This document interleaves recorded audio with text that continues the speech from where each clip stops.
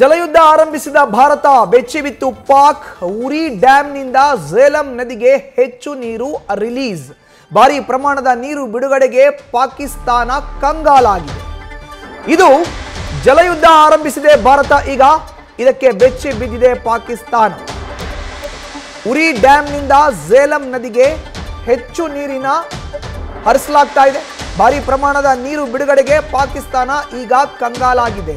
ಮುಜಾಫರ್ಬಾದ್ ಸೇರಿ ಹಲವೆಡೆ ಪ್ರವಾಹ ಪರಿಸ್ಥಿತಿ ಕೂಡ ನಿರ್ಮಾಣ ಆಗಿದೆ. ಭಾರಿ ಪ್ರಮಾಣದ ನೀರು ಬರ್ತಿರೋದು ಜನರಿಗೆ ಭೀತಿಯನ್ನುಂಟು ಮಾಡಿದೆ. ಮುಜಾಫರ್ಬಾದ್ನಲ್ಲಿ ತುರ್ತು ಪರಿಸ್ಥಿತಿ ಘೋಷಣೆ ಕೂಡ ಆಗಿದೆ. ಈಗ ಮುಜಾಫರ್ಬಾದ್ನಲ್ಲಿ ತುರ್ತು ಪರಿಸ್ಥಿತಿ ಕೂಡ ಈಗ ಘೋಷಣೆ ಆಗಿದೆ. ಭಾರತದಿಂದ ದೊಡ್ಡ ಪ್ರಮಾಣದ ನೀರನ್ನ ಹರಿಬಿಡಲಾಗ್ತಾ ಇದೆ. ನೋಡ್ತಾ ಇದ್ದೀವಿ, ಭಾರಿ ಪ್ರಮಾಣದ ನೀರನ್ನು ಬರ್ತಿರೋದ್ರಿಂದ ಜನರಿಗೆ ಭೀತಿ ಶುರುವಾಗಿದೆ. ಪ್ರವಾಹ ಪರಿಸ್ಥಿತಿ ಕೂಡ ನಿರ್ಮಾಣ ಆಗಿದೆ. ಝೇಲಂ ನದಿಯಿಂದ ಉರಿ ಡ್ಯಾಂನಿಂದ ಹರಿಸ್ತಾ ಇರುವಂಥ ನೀರು ಇದು. ಜಲಯುದ್ಧನ ಆರಂಭ ಮಾಡಿದೆ ಭಾರತ. ನೇರವಾಗಿ ಡ್ಯಾಮ್ಗಳಿಂದ ನೀರನ್ನು ಹರಿಸೋದ್ರ ಮೂಲಕ ಪಾಕಿಸ್ತಾನಕ್ಕೆ ಶಾಕನ್ನು ಕೊಟ್ಟಿದೆ.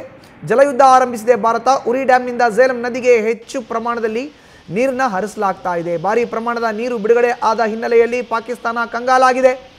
ಮುಜಾಫರ್ಬಾದ್ ಸೇರಿ ಹಲವೆಡೆ ಪ್ರವಾಹ ಪರಿಸ್ಥಿತಿ ಕೂಡ ನಿರ್ಮಾಣ ಆಗಿದೆ. ಇದೇ ನೋಡಿ, ಝೇಲಂ ನದಿಗೆ ಹರಿಸ್ತಾ ಇರುವಂಥ ನೀರು ಉರಿ ಡ್ಯಾಮ್ನಿಂದ ಝೇಲಂ ನದಿಗೆ ದೊಡ್ಡ ಪ್ರಮಾಣದಲ್ಲಿ ನೀರನ್ನು ಹರಿಸಲಾಗ್ತಾ ಇದೆ. ಅದರ ನೇರ ದೃಶ್ಯಾವಳಿಗಳನ್ನು ನೋಡ್ತಾ ಇದ್ರಿ. ಕಾರು ಚಾಲಕನೊಬ್ಬ ತಗಲಾಕೊಂಡಿದ್ದಾನೆ. ಭಾರಿ ಪ್ರಮಾಣದ ನೀರು, ಪ್ರವಾಹ ಪರಿಸ್ಥಿತಿ ಕೂಡ ಈಗ ನಿರ್ಮಾಣ ಆಗಿದೆ. ಉರಿ ಡ್ಯಾಮ್ನಿಂದ ಝೇಲಂ ನದಿಗೆ ದೊಡ್ಡ ಪ್ರಮಾಣದಲ್ಲಿ ನೀರನ್ನು ಹರಿಸಲಾಗ್ತಾ ಇದೆ. ಜಲಾಸ್ತ್ರ ಇದು. ಕಾಶ್ಮೀರ ಮಾರ್ಗವಾಗಿ ಪಾಕಿಸ್ತಾನಕ್ಕೆ ಹರಿಯುವಂಥ ಝೇಲಂ ನದಿ ಇದು. ಯಾವುದೇ ಮಾಹಿತಿಯನ್ನು ನೀಡದೆ ನದಿಗೆ ದೊಡ್ಡ ಪ್ರಮಾಣದಲ್ಲಿ ನೀರನ್ನು ಬಿಡುಗಡೆ ಮಾಡಲಾಗಿದೆ. ಉರಿ ಡ್ಯಾಮ್ನಿಂದ ಝೇಲಂಗೆ ಹೆಚ್ಚು ಪ್ರಮಾಣದ ನೀರು ಈಗ ರಿಲೀಸ್ ಆಗಿದೆ. ಭಾರಿ ಪ್ರಮಾಣದ ನೀರು ಬಿಡುಗಡೆಯಾದಂಥ ಹಿನ್ನೆಲೆಯಲ್ಲಿ ಪಾಕಿಸ್ತಾನ ಕಂಗಾಲಾಗಿದೆ. ಉರಿ ಡ್ಯಾಮ್ನಿಂದ ಝೇಲಂ ನದಿಗೆ ದೊಡ್ಡ ಪ್ರಮಾಣದ ನೀರು ಹರಿತಾ ಇದೆ. ದೊಡ್ಡ ಪ್ರಮಾಣದ ನೀರಿನ ಹರಿವಿನ ಹಿನ್ನೆಲೆಯಲ್ಲಿ ಪಾಕಿಸ್ತಾನ ಈಗ ಕಂಗಾಲಾಗಿದೆ. ಇದು ಜಲಾಸ್ತ್ರ. ಜಲಯುದ್ಧವನ್ನು ಭಾರತ ಈಗ ಆರಂಭ ಮಾಡಿ. ಮುಜಾಫರ್ಬಾದ್ನಲ್ಲಿ ಪ್ರವಾಹ ಪರಿಸ್ಥಿತಿ ಕೂಡ ನಿರ್ಮಾಣ ಆಗಿದೆ. ಭಾರಿ ಪ್ರಮಾಣದ ನೀರು ಬರ್ತಿರೋದ್ರಿಂದ ಜನರು ಬೆಚ್ಚಿ ಬಿದ್ದಿದ್ದಾರೆ. ಜಲಯುದ್ಧವನ್ನು ಭಾರತ ಪಾಕಿಸ್ತಾನ ವಿರುದ್ಧ ಈಗ ಆರಂಭ ಮಾಡಿದೆ. ಒಂದ್ ಕಡೆ ನೋಡ್ತಾ ಇದ್ದೀವಿ, ಈಗಾಗಲೇ ಉಗ್ರರ ನಿವಾಸ ಏನಿದೆ ಅದನ್ನ ಭಾರತದ ಸೇನೆ ಉಡೀಸ್ ಮಾಡಿದೆ. ಅದರ ದೃಶ್ಯಾವಳಿಗಳನ್ನ, ಉಗ್ರರ ಮನೆ ಉಡೀಸ್ ಮಾಡಿರುವಂಥ ದೃಶ್ಯಾವಳಿಗಳನ್ನ ಒಂದು ವಿಂಡೋದಲ್ಲಿ ನೋಡ್ತಾ ಇದ್ದೀರಿ. ಮತ್ತೊಂದು ಕಡೆ ಉರಿ ಡ್ಯಾಮ್ನಿಂದ ಝೇಲಂ ನದಿಗೆ ದೊಡ್ಡ ಪ್ರಮಾಣದ ನೀರನ್ನು ಕೂಡ ಭಾರತ ಹರಿಸ್ತಾ ಇದೆ. ಕಾಶ್ಮೀರ ಮಾರ್ಗವಾಗಿ ಹರಿಯುತ್ತೆ ಈ ಝೇಲಂ. ಉರಿ ಡ್ಯಾಮ್ನಿಂದ ಝೇಲಂ ನದಿಗೆ ದೊಡ್ಡ ಪ್ರಮಾಣದ ನೀರನ್ನು ಹರಿಸಿರುವಂಥ ಹಿನ್ನೆಲೆಯಲ್ಲಿ ಮುಜಾಫರ್ಬಾದ್ನಲ್ಲಿ ಪ್ರವಾಹ ಪರಿಸ್ಥಿತಿ ಈಗ ನಿರ್ಮಾಣ ಆಗಿದೆ. ಆ ಎರಡೂ ದೃಶ್ಯಾವಳಿಗಳನ್ನ ನ್ಯೂಸ್ ಫಸ್ಟ್ ಸ್ಕ್ರೀನ್ ಮೇಲ್ಗಡೆ ನೋಡ್ತಾ ಇದ್ವಿ.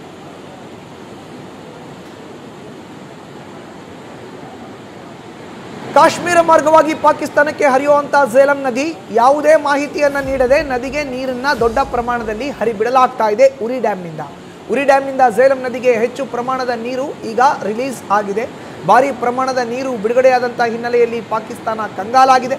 ಭಾರಿ ಪ್ರಮಾಣದ ನೀರು ಬರ್ತಿರೋದ್ರಿಂದ ಪಾಕ್ಗೆ ಟೆನ್ಷನ್ ಕೂಡ ಶುರುವಾಗಿದೆ. ಮುಜಾಫರ್ಬಾದ್ ಸೇರಿದಂತೆ ಹಲವು ಭಾಗದಲ್ಲಿ ಪ್ರವಾಹ ಪರಿಸ್ಥಿತಿ ಈಗ ನಿರ್ಮಾಣ ಆಗಿದೆ. ಭಾರಿ ಪ್ರಮಾಣದ ಬೆಳೆ ನಷ್ಟವಾಗೋ ಆತಂಕದಲ್ಲಿ ಪಾಕ್ ಇದೆ. ಈಗ ಜನರಿಗೂ ಕೂಡ ಭೀತಿ ಆರಂಭ ಆಗಿದೆ. ಹೆಚ್ಚಿನ ಪ್ರಮಾಣದ ನೀರು ಬಿಟ್ಟಿದ್ದಕ್ಕೆ ಪಾಕಿಸ್ತಾನದಿಂದ ಆಕ್ರೋಶ ಕೂಡ ವ್ಯಕ್ತವಾಗ್ತಾ ಇದೆ. ಅಂತಾರಾಷ್ಟ್ರೀಯ ಒಪ್ಪಂದ ನಿಯಮಗಳ ಉಲ್ಲಂಘನೆ ಅಂತ ಈಗ ಪಾಕಿಸ್ತಾನ್ ಆರೋಪವನ್ನ ಮಾಡ್ತಾ ಇದೆ. ಸಿಂಧೂ ನದಿ ಒಪ್ಪಂದದ ಬೆನ್ನಲ್ಲೇ ಜಲಯುದ್ಧವನ್ನ ಆರಂಭಿಸಿದೆ ಭಾರತ.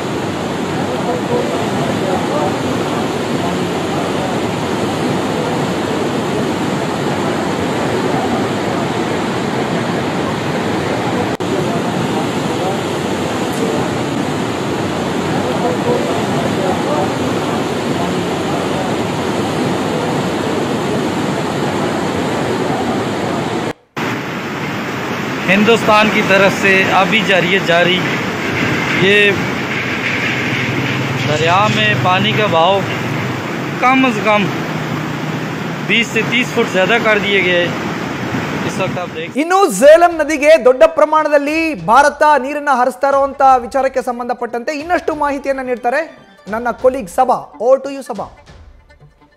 Thank you Madhusudan. ಈ ನದಿ ನೀರನ್ನ ಹರಿಯೋದಕ್ಕೆ ಇಷ್ಟು ದಿನ ಕಾಯ್ತಾ ಇದ್ದಂತಹ ಪಾಕ್ ಪ್ರಜೆಗಳಿಗೆ ಈಗ ಸಂಕಷ್ಟ ಎದುರಾಗಿದೆ. ಕಾರಣ ಅವರು ಪ್ರಿಪೇರ್ ಇರಲಿಲ್ಲ ಅನ್ನೋದು. ಆದರೆ ಅದಕ್ಕಿಂತ ಮುಂಚೆ ಈ ಸಿಂಧೂ ನದಿಯ ಒಪ್ಪಂದ ಯಾವಾಗಾಯಿತು, ಏನೆಲ್ಲ ಆಯಿತು ಅನ್ನುವಂತಹ ಒಂದಿಷ್ಟು ಇನ್ಫಾರ್ಮೇಶನ್ ಕ್ವಿಕ್ ಆಗಿ ಹೇಳ್ಬಿಡ್ತೀನಿ. ಸೆಪ್ಟೆಂಬರ್ 19, 1960ರಂದು ಪಾಕ್ನ ಆಗಿನ ಅಧ್ಯಕ್ಷ ಅಯೂಬ್ ಖಾನ್ ಹಾಗೂ ಭಾರತದ ಪ್ರಧಾನಿ ಜವಾಹರ್ಲಾಲ್ ನೆಹರು ಅವರ ಮಧ್ಯೆ ಆಗಿದ್ದಂತಹ ಒಪ್ಪಂದ ಇದು. ವಿಶ್ವ ಬ್ಯಾಂಕ್, ವರ್ಲ್ಡ್ ಬ್ಯಾಂಕ್ ಮಧ್ಯಸ್ಥಿಕೆಯನ್ನ ವಹಿಸಿ ಈ ಒಪ್ಪಂದವನ್ನ ಮಾಡುತ್ತೆ. ಅಂದ್ರೆ ಸಿಂಧೂ ನದಿಯ ಉಪನದಿಗಳ ನೀರು ಪಾಕಿಸ್ತಾನಕ್ಕೆ ಹರಿದು ಹೋಗುವಂತಹ ಅವಕಾಶವನ್ನ ಆ ಸಂದರ್ಭದಲ್ಲಿ ಮಾಡಿಕೊಡಲಾಗುತ್ತೆ. ಸೊ ಸಿಂಧೂ ನದಿಯ ಉಪನದಿಗಳು ಪೂರ್ವಾಭಿಮುಖವಾಗಿ ಹರಿಯೋದು, 3 ನದಿಗಳು ಪಶ್ಚಿಮಾಭಿಮುಖವಾಗಿ ಸಿಂಧೂ ನದಿಯನ್ನ ಒಳಗೊಂಡಂತೆ 3 ನದಿಗಳು ಇಲ್ಲಿ ಹರಿಯುತ್ತೆ. ಹಾಗಾದ್ರೆ ಈಗ ಝೇಲಂ ನದಿಯ ನೀರನ್ನ ಹರಿಬಿಟ್ಟಿರೋದ್ರಿಂದ ಏನೆಲ್ಲ ತೊಂದರೆ ಆಗ್ತಾ ಇದೆ ಮುಜಫರಾಬಾದ್ನಲ್ಲಿ ಅನ್ನುವಂತಹ ಅಂಶವನ್ನ ಈಗ ಆಲ್ರೆಡಿ ಮಧು ನಿಮ್ಗೆ ಎಕ್ಸ್ಪ್ಲೈನ್ ಮಾಡಿದ್ರು. ಅಲ್ಲಿ ನದಿ ನೀರು ಹರಿತಾ ಇರೋದ್ರಿಂದ ಸಹಜವಾಗಿ ಮುಜಫರಾಬಾದ್ ಜಿಲ್ಲೆ ಆಗಿರಬಹುದು, ಅಕ್ಕಪಕ್ಕದ ಊರಿನವರಾಗಿರಬಹುದು, ನದಿ ಪಾತ್ರದ ಜನ ಆಗಿರಬಹುದು, ಅವರಿಗೆ ಅಲ್ಲಿ ಪ್ರಿಪ್ರೇಷನ್ ಇರಲಿಲ್ಲ ಅನ್ನೋದು ಕಂಡು ಬರ್ತಾ ಇದೆ. ಸೊ ನದಿ ಹೇಗೆ ಹರಿತಾ ಇದೆ ಅನ್ನುವಂತಹ ಪಾಯಿಂಟ್ಸ್ ಇಲ್ಲಿ ನೋಡ್ತಾ ಹೋಗೋಣ. ಝೇಲಂ ಜಲಾಸ್ತ್ರವನ್ನ ಭಾರತ ಸರ್ಕಾರ ಸದ್ಯಕ್ಕೆ ಪ್ರಯೋಗ ಮಾಡಿದೆ.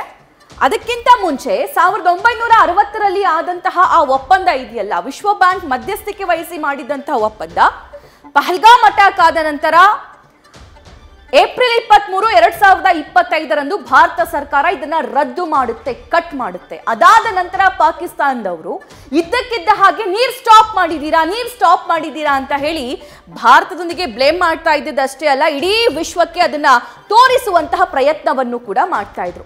ಅಯ್ಯೋ ನೀರಿಲ್ಲ ಅಂತ ಹೇಳಿ ಒದ್ದಾಡ್ತಿದಾರಲ್ಲ, ಸೊ ಒಂದ್ ಸ್ವಲ್ಪ ಪಾಕಿಸ್ತಾನಕ್ಕೆ ನೀರು ಬಿಡೋಣ ಅಂತ ಭಾರತ ಸರ್ಕಾರ ತೀರ್ಮಾನಿಸಿ ಝೇಲಂ ನದಿಯ ನೀರನ್ನ ಈಗ ಪಾಕಿಸ್ತಾನಕ್ಕೆ ಹರಿಸ್ತಾ ಇದೆ. ಸೊ ಏನೆಲ್ಲ ಪ್ರಾಬ್ಲಮ್ ಆಗ್ತಾ ಇದೆ ಅನ್ನೋದನ್ನ ನಾವು ಕೂಡ ಮಾಧ್ಯಮದಲ್ಲಿ ತೋರಿಸ್ತಾ ಇದ್ದೀವಿ. ಹಾಗಾದ್ರೆ ಝೇಲಂ ನದಿ ಎಲ್ಲಿಂದ ಎಲ್ಲಿ ಹೇಗೆ ಹರಿಯುತ್ತೆ ಅನ್ನೋದನ್ನ ನೋಡ್ತಾ ಹೋಗೋಣ.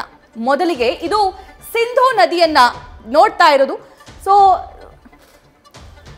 ಸಿಂಧೂ ನದಿ ಏನಿದೆ ಅದು 3 ರಾಷ್ಟ್ರಗಳಲ್ಲಿ ಹರಿಯುವಂತಹ ನದಿ, ಚೈನಾ, ಭಾರತ ಮತ್ತು ಪಾಕಿಸ್ತಾನ.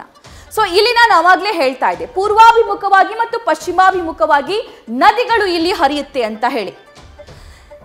ಚೀನಾವಾಗಿರಬಹುದು, ಸಟ್ಲೆಜ್ ಆಗಿರಬಹುದು, ಬಿಯಾಸ್ ಆಗಿರಬಹುದು, ಇದು ಸಿಂಧೂ ನದಿಯ ಉಪನದಿ. ಇದು ಪೂರ್ವಾಭಿಮುಖವಾಗಿ ಹರಿಯುವಂತಹ ನದಿಗಳು.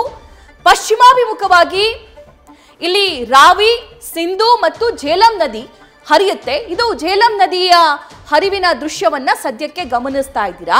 ಝೇಲಂ ನದಿ ಇಲ್ಲೆಲ್ಲ ಹರಿತಾ ಇದೆಯಲ್ಲ, ಇಲ್ಲಿರುವಂತಹ ನದಿ ಪಾತ್ರದ ಜನರಿಗೆ, ಮುಜಫರಾಬಾದ್ ಜನರಾಗಿರಬಹುದು ಅಥವಾ ಬೇರೆ ಬೇರೆ ಭಾಗದ ಜನ ಆಗಿರಬಹುದು, ಅಧಿಕ ನೀರು ಬಿಟ್ಟಿರೋದ್ರಿಂದ ಅಲ್ಲಿ ಅವರಿಗೆ ಸಾಕಷ್ಟು ತೊಂದರೆ ಆಗ್ತಾ ಇದೆ. ಸೊ ಈ ಭಾಗವನ್ನ ಏನು ಗಮನಿಸ್ತಾ ಇದ್ದೀರಲ್ಲ, ಇದು ಝೇಲಂ ನದಿ ಹರಿಯುವಂತಹ ಭಾಗ. ಈ ಭಾಗದಲ್ಲೇ ಸಹಜವಾಗಿ ಈಗ ತೊಂದರೆ ಅನುಭವಿಸ್ತಾ ಇದ್ದಾರೆ ಪಾಕಿಸ್ತಾನದ ಪ್ರಜೆಗಳು.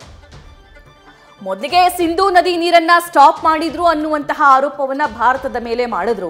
ಈಗ ಇದ್ದಕ್ಕಿದ್ದ ಹಾಗೆ ನೀವು ನೀರು ಹರಿಸ್ತಾ ಇದ್ದೀರಾ, ನಾವೆಲ್ಲಿ ಹೋಗೋದು, ಪ್ರವಾಹ ಪರಿಸ್ಥಿತಿ ಉಂಟಾಗಿದೆ ಅಂತ ಹೇಳ್ತಿದ್ದಾರೆ. ಆದ್ರೆ ಮತ್ತೊಂದು ನಾವೆಲ್ಲರೂ ಅರ್ಥ ಮಾಡ್ಕೊಳ್ಬೇಕಾಗಿರುವಂತಹ ವಿಷಯ ಅಂತಂದ್ರೆ, ಇದು ಭಾರತ ಪಾಕಿಸ್ತಾನದ ಮಧ್ಯೆ ಆಗಿದ್ದಂತಹ ಒಪ್ಪಂದ ಆಗಿದ್ರೂ ಕೂಡ ಇಂಟರ್ನ್ಯಾಷನಲ್ ಈ ನದಿಗಳು ಒಂದು ದೇಶದಿಂದ ಮತ್ತೊಂದು ದೇಶಕ್ಕೆ ಹರಿದು ಹೋಗುತ್ತೆ ಅಂತಂದ್ರೆ ಅಲ್ಲಿ ಒಂದು ಸಮೂಹ ಮಧ್ಯಸ್ಥಿಕೆಯನ್ನ ವಹಿಸಿರುತ್ತೆ. ಅದಕ್ಕೆ ಇನ್ಫಾರ್ಮೇಶನ್ ಕೊಡದೆ ನದಿ ನೀರನ್ನ ಹರಿಸೋದಾಗಿರ್ಬಹುದು, ಅದನ್ನ ಸ್ಟಾಪ್ ಮಾಡೋದಾಗಿರ್ಬಹುದು, ಅದು ಕಷ್ಟ ಸಾಧ್ಯ. ಸೊ ಹಾಗಾಗಿ ಈ ಝೇಲಂ ನದಿ ನೀರನ್ನ ಹರಿಬಿಡ್ತಾ ಇದೆಯಲ್ಲ ಭಾರತ, ಅದನ್ನ ಎದುರಿಸುವಂತಹ ಶಕ್ತಿ ಪರಿಸ್ಥಿತಿ ಸದ್ಯಕ್ಕೆ ಪಾಕಿಸ್ತಾನಕ್ಕೆ ಇಲ್ಲ. ಅವರು ಪ್ರಿಪೇರ್ ಆಗಿರಲಿಲ್ಲ ಅನ್ನೋದು ಇಲ್ಲಿ ಸ್ಪಷ್ಟವಾಗಿ ಗೊತ್ತಾಗುತ್ತೆ. ಮಧುಸೂದನ್, ಥ್ಯಾಂಕ್ ಯು ಸಭಾ. ನ್ಯೂಸ್ ಫಸ್ಟ್, ನಿರ್ಭೀತಿಯಿಂದ ನಿಮ್ಮ ಪರವಾಗಿ.